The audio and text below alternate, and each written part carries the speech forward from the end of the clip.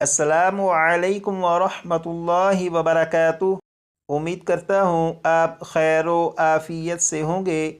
पारा नंबर 3 सूरतुल बकरा का रुकू नंबर 36 पढ़ेंगे।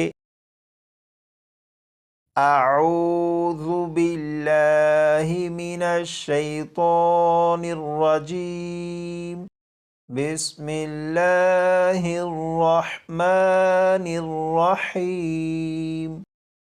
مثل الذين ينفقون أموالهم في سبيل الله كمثل حبة أنبتت 7 سنابل في كل سنبلة 100 حبة والله يضاعف لمن يشاء والله واسع عليم.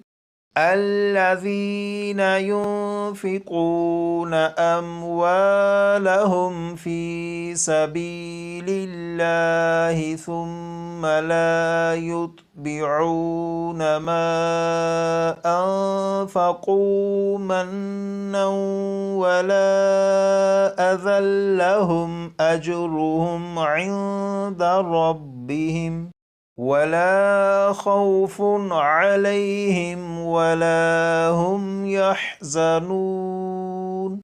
قول معروف ومغفرة خير من صدقة يتبعها أذى والله غني حليم.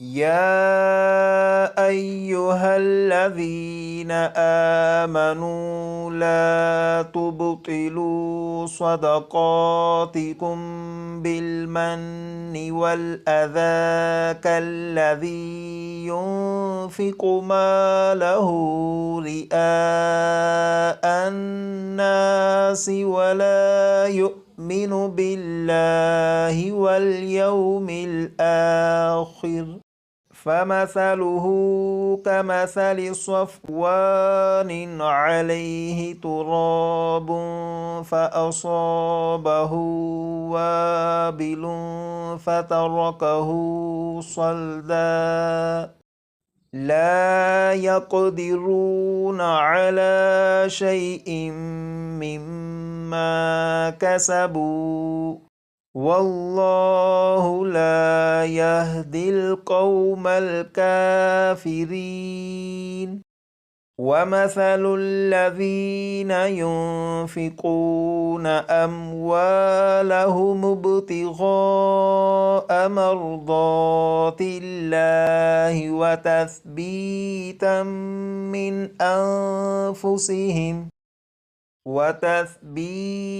من أنفسهم كمثل جنة بربوة أصابها وابل فآتت أكلها ضعفين فإن لم يصبها وابل فطل والله بما تعملون بصير.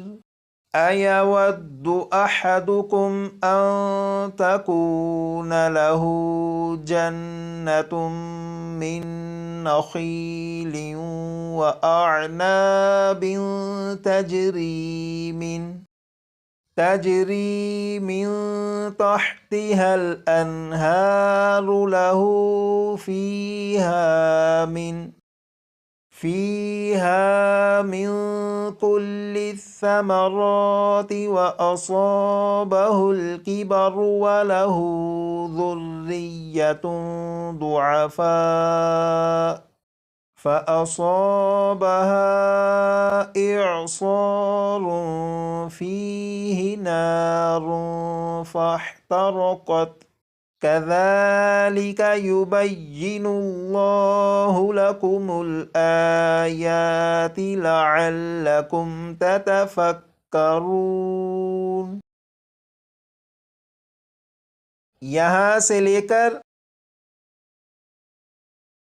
यहाँ तक इस रुकू को 3 से 4 मरतबा पढ़कर अच्छी तरह याद कर लीजिएगा।